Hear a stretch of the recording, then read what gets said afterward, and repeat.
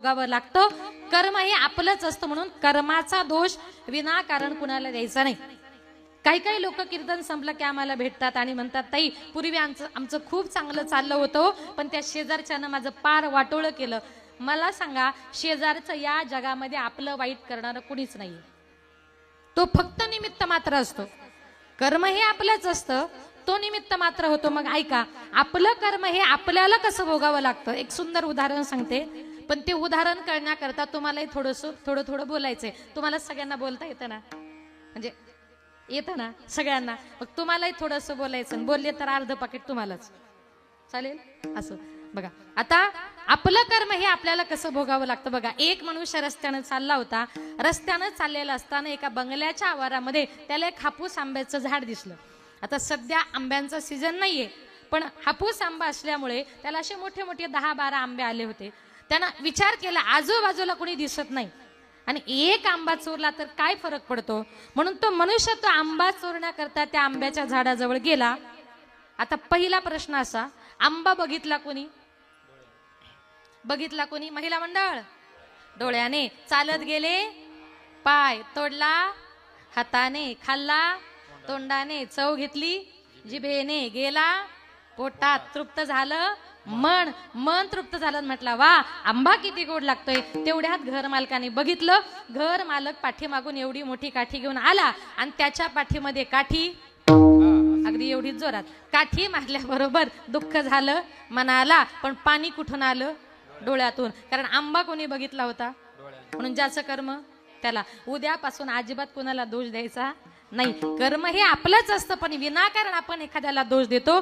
आता जन्माला दुसरं कारण आहे, ती म्हणजे आपली वासना। संत महात्मे म्हणतात जन्म घेणे लागे वासनेच्या संगे, तेची झाली अंगे हरिरूप। जन्माला दुसरं कारण आहे, ती म्हणजे आपली वासना। मरता मरता आपली वासना जिथे गुंतून पडते ना, तिथेच माणसाला पुढचा जन्म मिळतो। ज्ञानोबाराय म्हणतात आणि मरणी जया जाठवे, तो तेची गती ते पावे, म्हणून सदा स्मरावे मातेची तुवा। ज्ञानोबाराय म्हणतात मरते समयी तुमची वासना जिथे गुंतून पडली ना, तिथेच माणसाला पुढचा जन्म मिळतो। मग आपल्या देहामध्ये जी वासना आहे ती कशी आहे? माझ्या नाथ बाबांनी त्या वासनेचं खूप गोड वर्णन केले।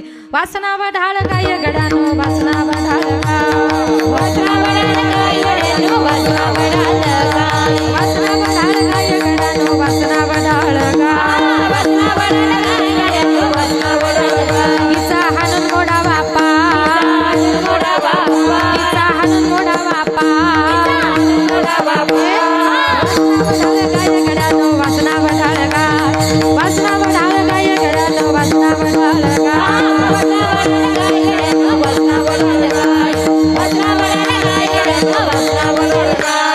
जाऊ नको तिकडे जा, जाऊ नको तिकडे खाऊ नये ते खाय, जाऊ नको तिकडे जाय, खाऊ नये ते खाय। वासना वढाळ गाय गडानो, वासना वढाळ गाय, वासना वढाळ गाय गडानो, वासना वढाळ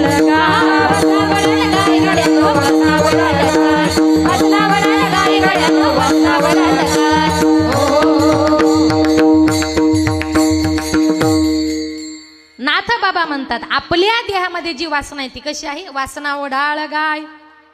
ओढाळ गाय माहितीये तुम्हाला, तिला कुणीच मालक नसतो।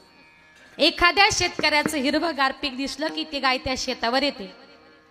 घर मालकानं बघितलं, तो मालक तिला हाकलतो, मालक जरा बाजूला गेला की ती गाय पुन्हा त्या शेतावर जाते। आता मला सांगा, त्या पिकाला वाचवायचंय आणि त्या गायीला थांबवायचंय, काय करावं लागेल? तर त्याचं उत्तर नाथ बाबांनी पुढे दिलं, त्या गायीला थांबवायचंय काय करा? तिचा हाणून मोडावा पाय। नाथ बाबा म्हटले गायीचा पाय मोडा। गायीला 6 पाय असतात, त्याच्यातून एक पाय जर मोडला गाय पुढे चालेल का? काही चुकलं का? 4 असतात ना, म्हणजे लक्ष आहे तुमचं। गायीला 4 पाय असतात, त्याच्यातून एक पाय जर मोडला गाय पुढे चालणार नाही। नाथ बाबा म्हणतात तिचा हाणून मोडावा पाय। पण कीर्तन जरा व्यवस्थित ऐका, नाहीतर तुम्ही सगळी शेतकरी माणसं आहात। संध्याकाळी तुम्ही जर घरी गेले आणि तुमच्या शेतामध्ये कुणाची जर गाय आली, तुम्ही तिचा पाय मोडाल न माझं नाव सांगाल। दुपारीच वनिताताईंनी सांगितले तिचा हाणून मोडावा पाय। ती गाय म्हणजे आपल्या गोठ्यातली खरीखुरी गाय नाही, आपल्या देहामध्ये जी वासना रूपी गाय आहे. माणसाला जिकडे जायचं नाही तिकडे माणसाला घेऊन जाते. जे खायचं नाही ते खायला लावते, जे प्यायचं नाही, पाण्याबद्दल बोलते बरं, गैरसमज करू नका, बाटलीच घ्यायची, जरा बिस्लरीची घ्या, काचेची नको. अशी जी वासना नको त्या मार्गाला नेते, त्या वासनेला जर थांबवायचं असेल तर भगवान परमात्म्याचं चिंतन. आणि जन्माला तिसरं कारण आहे ते म्हणजे आपलं पाप. जन्मा येणे घडे पातकाचे मूळ. मूळ कारण काय आहे तर संत महात्मे म्हणतात मागच्या जन्माचं पाप शिल्लक आहे, मग आता पाप कमी करायचे आणि पुण्य कमवायचे. काय करावं लागेल? हरिमुखे म्हणा, हरिमुखे म्हणा, पुण्याची गणना कोण करी. म्हणून तुकोबाराय म्हणतात जीवन जगत असताना आपल्या वाट्याला कितीही जरी दुःख आलं तरी घाबरून जायचं नाही, कारण तो आपल्या संचिताचाच एक भाग असतो. अभंगाचे प्रथम चरण. भोगतो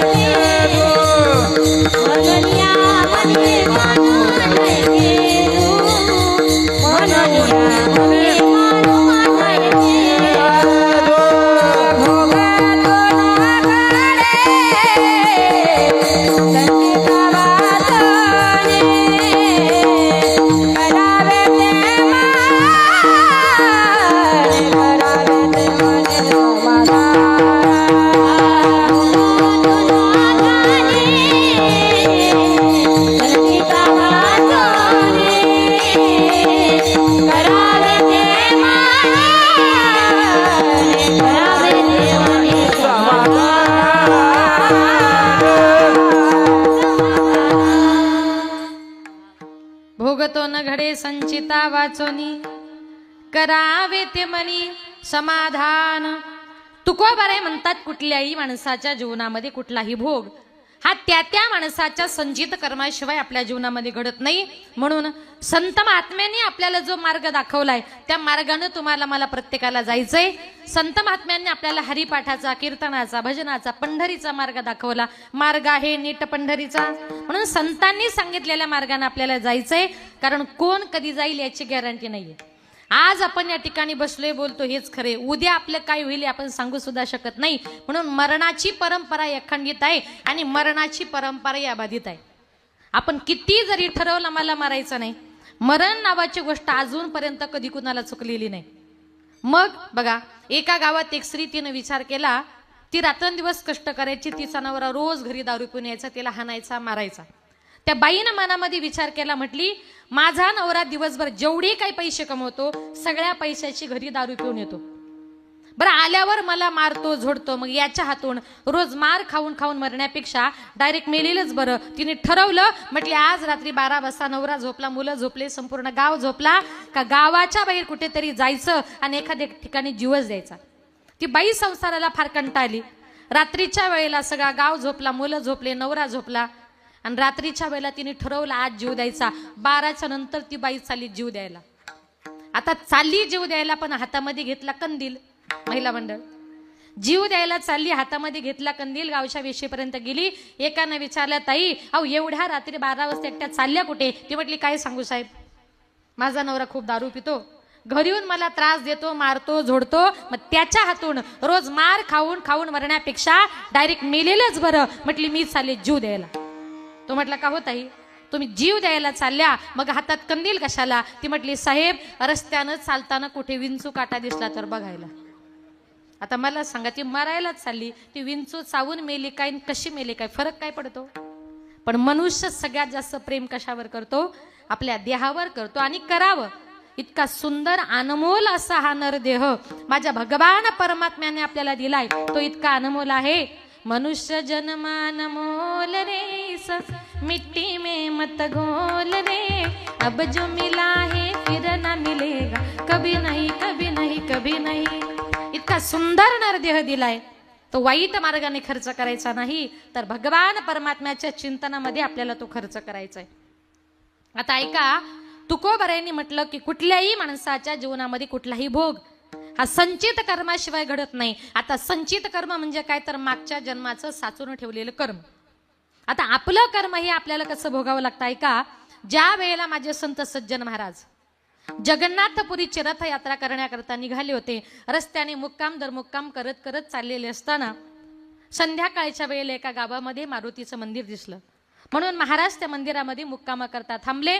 संध्याकाळच्या वेळेला त्या मंदिराच्या बाहेरून एक 20-25 वर्षाची तरुण तडफदार स्त्री त्या मंदिराच्या बाहेरून चालली होती. त्या बाईची नजर मंदिरामध्ये गेली. सज्जन महाराजांचं वय सुद्धा 20-25 वर्षाचं होतं आणि महाराजही दिसायला खूप सुंदर होते. जेव्हा त्या बाईनं त्या महाराजांना मंदिरामध्ये बघितलं, ती बाई त्या महाराजांच्या प्रेमात पडली. मंदिरात गेली, सांगितलं, महाराज आपण कोण? त्यांनी सांगितलं, या देहाला सज्जन महाराज असं म्हणतात. आला तर कुठून? म्हटले ओरिसा प्रांतातून आलोय. चालला तर कुठे? जगन्नाथपुरीची रथयात्रा करण्याकरता चाललोय. म्हटले रात्रीचा मुक्काम तुमच्याच मंदिरात. भोजनाची व्यवस्था महाराजांनी सांगितलं, गावकरी जे देणार तेच खाणार, नाही कुणी दिलं तर पाणी पिऊन तसाच उपाशी झोपणार. त्या बाईने सांगितलं, महाराज तुम्ही आमच्या गावचे अतिथी आहात, कुणीतरी तुम्हाला देणार, मग तुम्ही खाणार, नाही कुणी दिलं तुम्ही उपाशी झोपणार. त्यापेक्षा महाराज तुम्ही असं करा, माझ्या घरी चला, मी तुमच्याकरता 5 पक्वान्नाचं भोजन बनवते. सज्जन महाराजांनी सांगितलं, आम्ही साधू महात्मे कुणा संसारिकाच्या घरी जात नाही. तिने सांगितलं, असं करू नका महाराज, पाया पडते तुमच्यासारख्या संतांचे पाय आमच्या दाराला लागू द्या. साधू संत येती घरात तोची दिवाळी दसरा. बोलता बोलता ओळख पटली आणि दोघंही नेमके कसाई समाजाचे निघाले. महाराजांनी तिला होकार दिला, बाई तुम्ही पुढे चला, मी जेवायला येतो. सज्जन महाराज जेवायला आले. जेवण वगैरे झालं. सज्जन महाराज हात धुण्याकरता बाहेर गेले. तेवढ्यात धो धो पाऊस पडायला सुरुवात झाली. महाराजांनी सांगितलं, बाई भोजन खूप उत्तम झालं होतं, आता मी येतो. तिनं सांगितलं, महाराज आता भोजन तर झालंय, एक रात्र मुक्कामाचा प्रश्न आहे. बाहेर पाऊस खूप पडतोय, मोठं वादळ उठलंय, आकाशामध्ये ढग गडगडतायत, विजा चमकतायत. एवढ्या रात्री एवढ्या पावसामध्ये महाराज तुम्ही मंदिरात जाऊ नका. महाराजांनी सांगितलं, बाई भोजनाचा आग्रह केला, आता मुक्कामाचा आग्रह मात्र करू नका. तिने सांगितलं, महाराज पाया पडते तुमच्या, एवढ्या पावसात जाऊ नका, हवं तर पहाटे तुम्हाला वाटेल तेव्हा उठून जा, पण आत्ता महाराज मी तुम्हाला जाऊ देणार नाही. पाऊस खूप पडत होता. महाराजांचा नाविलाज झाला होता. सज्जन महाराज त्या बाईच्या घरी मुक्काम करता थांबले. रात्री 2-2:30च्या सुमारास त्या बाईनं आपला पती गाढ झोपलेला बघितला. सज्जन महाराजांच्या रूम मध्ये गेली, महाराजांच्या अंगाला स्पर्श केला, सांगितलं, उठा महाराज. त्या महाराजांनी सांगितलं, बाई अहो रात्री बेरात्री एखाद्या परपुरुषाच्या अंगाला हात लावताना तुम्हाला भीती वाटत नाही का? आणि तेही तुमचे पती घरामध्ये असताना. तिने सांगितलं, महाराज तुम्हाला माझ्या नवऱ्याची भीती वाटते का हो? घरामध्ये पळत गेली, धारधार अशी कुऱ्हाड आणली, ती कुऱ्हाड आपल्या नवऱ्याच्या डोक्यामध्ये टाकली आणि एका क्षणात त्या बाईनं आपल्या नवऱ्याचा खून केला. हा सगळा प्रकार सज्जन महाराज बघत होते. एक स्त्री आता आपल्या नवऱ्याला जर मारू शकते, आता ही माझं काय करेल मी सांगू शकत नाही. खिडकीतून उडी मारली, जीव मुठीमध्ये धरला आणि सज्जन महाराज पळू लागले. त्या बाईने विचार केला की अरे, ज्या महाराजांकरता मी नवऱ्याला मारलं तो नवराही मेला आणि तो महाराजही आता पळाला, आणि उद्या जर या महाराजांनी गावामध्ये जाऊन सांगितलं हिने हिच्या नवऱ्याचा खून केला तर मला हे सगळं सोडून जेलमध्ये जावं लागेल. त्या बाईनं डाव पलटला. ती बाई 2-2:30च्या सुमारास घराच्या बाहेर पळत आली, आरडाओरडा केला, धावा, पळा, वाचवा. सगळी गावकरी मंडळी आली. काय झालं बाई? तिने सांगितलं, कोणी एक साधू महात्मा आपल्या मंदिरात आला होता. मला वाटलं चांगला असेल, मी त्याला माझ्या घरी नेलं, त्याला पाचशे पक्वानाचं भोजन खायला दिलं, त्याला मुक्कामाला जागा दिली. आणि रात्रीच्या वेळेला माझा पती गाढ झोपेमध्ये असताना या महाराजांनी माझ्यावर जबरदस्ती करण्याचा प्रयत्न केला. माझा पती मध्ये आला म्हणून या महाराजानं माझ्या पतीचाच खून केला. लक्ष आहे ना तुमचं? खून कुणी केला होता? तिनेच. पण आळ आणला महाराजांवर. हे ऐकून सगळी गावकरी मंडळी सज्जन महाराजांच्या पाठीमागे पळू लागली. गावाच्या बाहेर सज्जन महाराजांना पकडलं, धरून बांधून मारुतीच्या मंदिरासमोर आणलं. त्या बाईला तिथे हजर केलं आणि तिला सांगितलं, बाई तुम्हीच सांगा, या महाराजाला मारू का जिवंत सोडू? तिने सांगितलं, त्याला मारूही नका आणि त्याला जिवंतही सोडू नका. बाई तुम्ही म्हणाल तसं. त्या बाईनं सांगितलं, ज्या हाताने या महाराजानं माझ्या पतीचा खून केला, ज्या हाताने या महाराजांनी माझी आबरू लुटली, या महाराजांचे दोन्ही हात तोडून टाका. त्या बाईच्या सांगण्यानुसार गावकऱ्यांनी सज्जन महाराजांचे 2 हात तोडले. 2 हात तोडले. चुकीची शिक्षा झाली. सज्जन महाराजांना सोडून दिलं. रडत रडत महाराज जगन्नाथपुरीला जाऊन पोहोचले. जगन्नाथाच्या चरणावर आपलं मस्तक टेकवलं, हंबरडा फोडला, सांगितलं, जगन्नाथा, अरे अशी माझी काय चुकी होती? अरे मी तुझ्या यात्रेला निघालो होतो, मी मंदिरात माझा मी मुक्कामी होतो, ती बाई तिथे आली, तिने मला मुक्कामाचा आग्रह केला, तिने मला भोजनाचा आग्रह केला, तिने तिच्या पतीचा खून केला, तिने माझ्यावर जबरदस्ती केली आणि सगळा खोटा खोटा आळ माझ्यावरच, आणि माझे 2 हात तुटले. जगन्नाथा, अशी माझी काय चुकी झाली होती का ज्याच्यामुळे हा सगळा खोटा आळ माझ्यावर आला आणि माझे 2 हात तुटले? जगन्नाथाने सांगितलं, सज्जन महाराज शांत व्हा. माझा कितीही जवळचा जरी भक्त असला ना, कर्म नावाची गोष्ट कुणाला चुकत नाही. तुमचे 2 हात तुटले ना, हे तुमचं आत्ताचं नाही, तुमचं मागच्या जन्माचं संचित कर्म आहे. मग सज्जन महाराज म्हटले, जगन्नाथा, अरे मागच्या जन्मामध्ये असं मी काय केलं तर या जन्मात माझे 2 हात तुटले? जगन्नाथाने सांगितलं, ऐका सज्जन महाराज, मागच्या जन्मामध्ये तुम्ही एक संन्यासी साधू होतात. तुम्ही ज्या बाईच्या घरी मुक्कामाला होते ना, ती बाई मागच्या जन्मात एक गाय होती. तिचा पती मागच्या जन्मात कसाई होता आणि एक दिवस तो कसाई त्या गायीला रस्त्यानं घेऊन चाललेला असताना त्याच्या हातून ती गाय पळाली. कुठे गेली त्याला कळेना. तुम्ही रस्त्याने चालला होतात. त्या कसायाने विचारलं, महाराज माझी गाय इथून पळाली का? तुमच्या मनात पाप नव्हतं. तुम्ही खरं उत्तर दिलं, हो हो दादा, तुमची गाय या दिशेला गेली. तुम्ही उजव्या हाताचा संकेत केला, पण त्या गायीला समजलं का या महाराजानंच माझा पत्ता सांगितला. आणि मनातल्या मनात ती गायी म्हटली, महाराज कदाचित तुम्ही आज जर त्या कसायाला माझा पत्ता सांगितला नसता तर माझा जीव वाचला असता. पण महाराज तुम्ही माझा पत्ता सांगितल्यामुळे तो कसाई मला आता कत्तलखान्यात नेईल, माझी कत्तल करेल. आता मी मरणार आहे, या जन्मी नाही, पण महाराज पुढच्या जन्मी मी तुमचा काटा काढल्याशिवाय राहणार नाही. म्हणून मागच्या जन्मातली ती गाई या जन्मामध्ये महाराजांचा काटा काढण्याकरता कोण झाली? बाई झाली. आणि तिचा जो काही कसाई होता तो तिचा नवरा झाला. मागच्या जन्मामध्ये त्याने तिला कत्तलखान्यात कापल्यामुळे या जन्मामध्ये तिने त्याला घरातच कुऱ्हाडीने कापला. ज्याचं कर्म त्याला. मग दोघांमध्ये माझी चुकी काय? म्हटले, दोघांमध्ये तुमची चुकी एकच. हिंदू धर्मामध्ये गो मातेला पवित्र मानतात, पण त्या दिवशी तुम्ही एका हाताने जर गाय दाखवली नसती तर गो मातेचा जीव वाचला असता. गोहत्येचं पातक तुमच्या मस्तकी लागलं. म्हणून मागच्या जन्मामध्ये एका हाताची शिक्षा का या जन्मामध्ये त्या गायीमुळे त्या बाईमुळे तुमचे 2 हात तुटले गेले. म्हणून संत महात्मे म्हणतात, भोगतो न घडे संचिता वाचोनी, करावे ते मनी समाधान. म्हणून संत महात्मे म्हणतात की कर्म नावाची गोष्ट, संचित नाव कर्म, हे अजूनपर्यंत कुणाला चुकलेलं नाही. मग भगवान परमात्म्याने आपल्याला जे काही मन दिले ना, त्या मनाने काय केलं पाहिजे? समाधान मानलं पाहिजे. करावे ते मनी समाधान. बहिणाबाई म्हणते, भगवान परमात्म्याने आपल्याला मन दिलं कसं? मन वढाय वढाय उभ्या पिकातल ढोर, मन वढाय वढाय उभ्या पिकातल ढोर, किती हाकला हाकला पुन्हा येत पिकावर, किती हाकला हाकला पुन्हा येत पिकावर. मन वढाय वढाय उभ्या पिकातल ढोर, मन वढाय वढाय उभ्या पिकातल ढोर,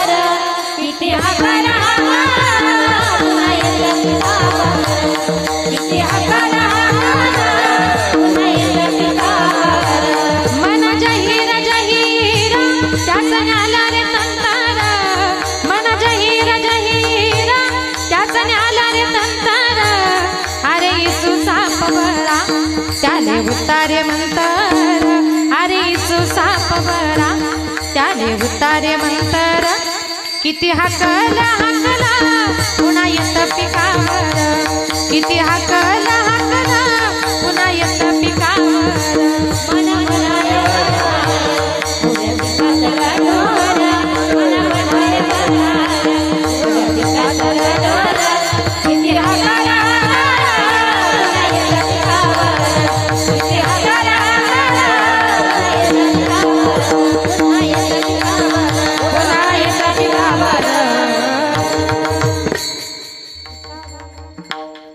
संत बहिणाबाई म्हणते भगवान परमात्म्याने आपल्याला मन दिले बघा. पूर्वीच्या काळी माणसाला सर्प किंवा विंचू जर चावला तर ते मंत्राने उतरवायचे, पण एकदा का या माणसाच्या मनाला वेड लागलं ना, या मनाला कुठल्याही प्रकारचं तंत्र मंत्र चालत नाही.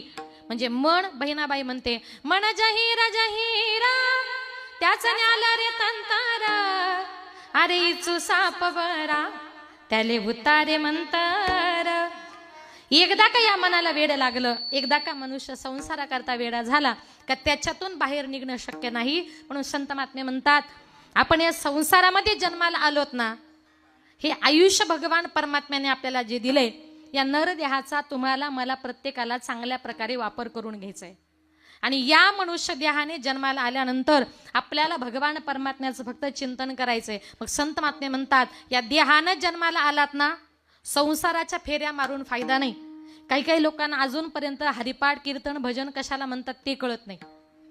ते उलट कीर्तन संपल्यावर म्हणतात ताई आज आम्हाला कळालं कीर्तन म्हणजे काय. मी म्हणते बाबा नशीब आहे तुझं, तुला आज तरी कळालं. महाराष्ट्र ही संतांची भूमी आहे, इथे जन्माला आल्यानंतर आपल्याला कळालंच पाहिजे. आणि संत महात्मे म्हणतात आम्ही तुम्हाला सांगतोय हरिपाठाला जा, कीर्तनाला जा, भजनाला जा, आळंदीला जा, त्र्यंबकेश्वरला जा, पंढरपूरला जा. पुढे सरकून घ्या बरं एकदा, मागे गर्दी झाली. विठाल विठाल विठाल विठाल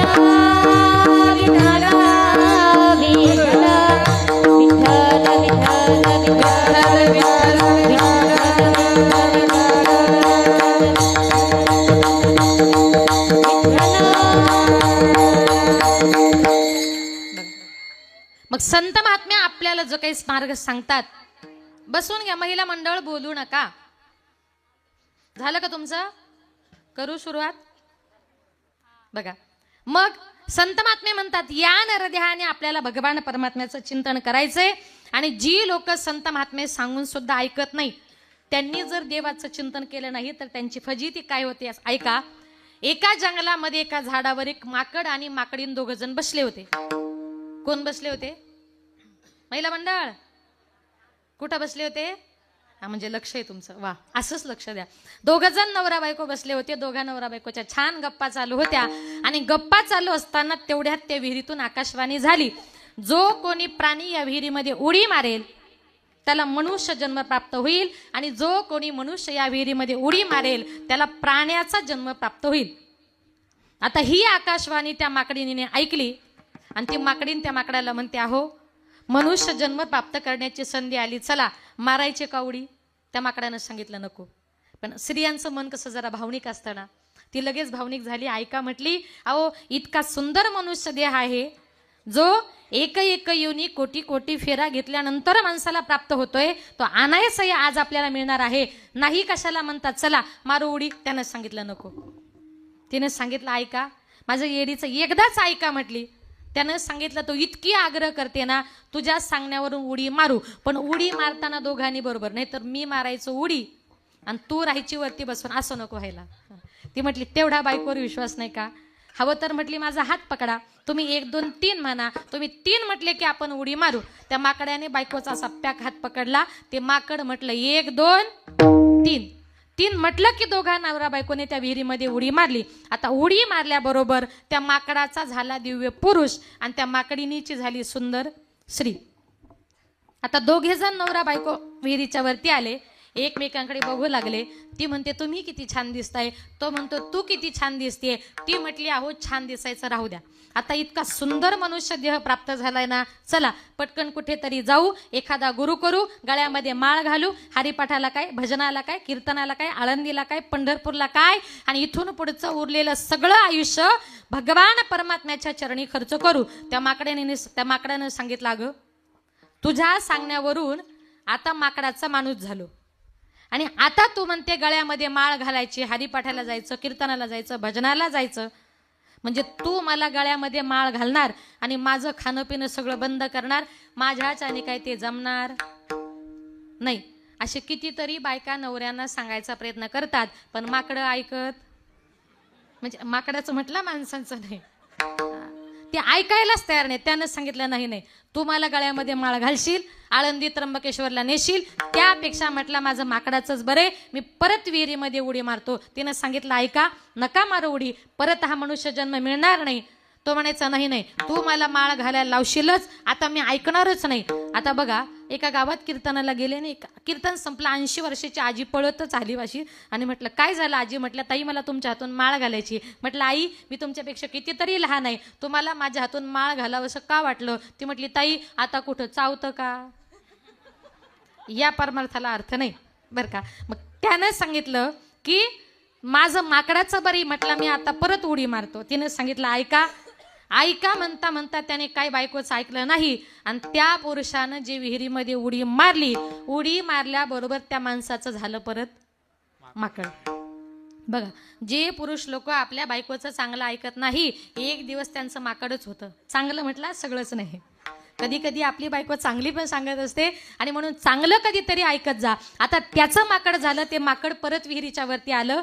आता त्याची बायको म्हणजे सुंदर रूपवान स्त्री, आणि तिचा नवरा म्हणजे तो माकड. आता कसा दिसत असेल जोडा, फक्त कल्पना करा. आता दोघ जण नवरा बायको तिथे गप्पा मारत होते, आणि तेवढ्यात तिथल्या प्रजेचा राजा तिथे फिरण्याकरता आला. त्याने लांबूनच बघितला, अरे एक सुंदर स्त्री तिथे बसली आणि तिच्या बाजूला माकड बसले, आणि त्या माकडाने तिचा हात पकडलाय. राजाने बघितला, अरे त्या बाईच्या जीवाला धोका आहे, म्हणून तो राजा पळत पळत गेला. त्याने त्या स्त्रीच्या बोटाला धरलं आणि तिला घेऊन आपल्या राजवाकडे चालला होता.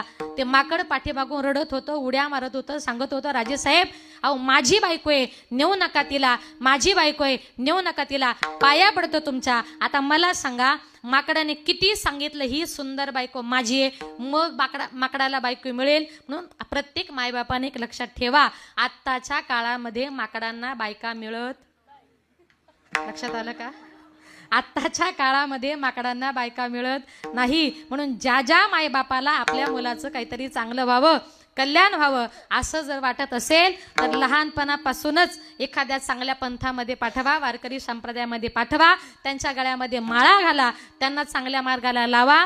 आणि एवढंही सांगून जर तुम्ही आमचं ऐकलं नाही तर हे जरी नाही काल मग दुसरा येईल, हे जरी नाही काल, हे जरी नाही काल मग दुसरा येईल, हे जरी नाही काल.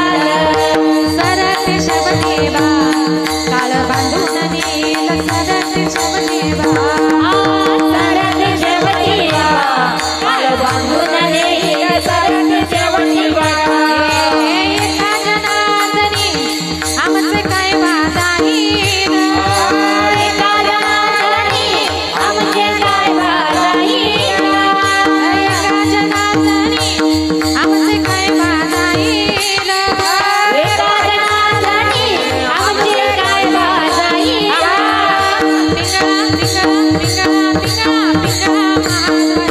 पिंगळा पिंगळा पिंगळा पिंगळा महाद्वारी, बोले बोलत देखा पिंगळा महाद्वारी,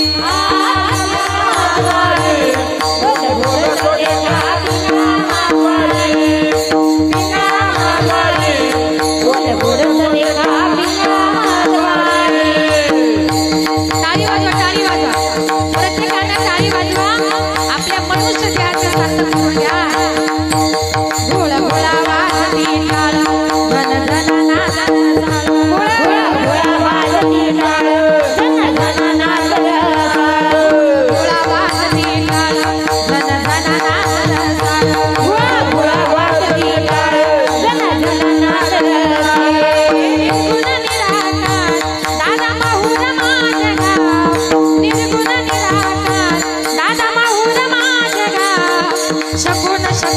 शकून शकून शकून सांगा बया आले या माई माझे नाव शकून सांगा बया आले या माई माझे नाव शकून सांगा बया आले या माई माझे नाव शकून सांगा बया आले या माई माझे नाव शतजना तुम्ही शतजना टिपरी माळाच्या गाई हो शतजना तुम्ही शतजना टिपरी माळाच्या गाई हो शतजना तुम्ही शतजना टिपरी माळाच्या गाई हो शतजना तुम्ही शतजना टिपरी माळाच्या गाई हो दाताचं दातवन घ्या ग कुणी दाताचं दातवन घ्या ग कुणी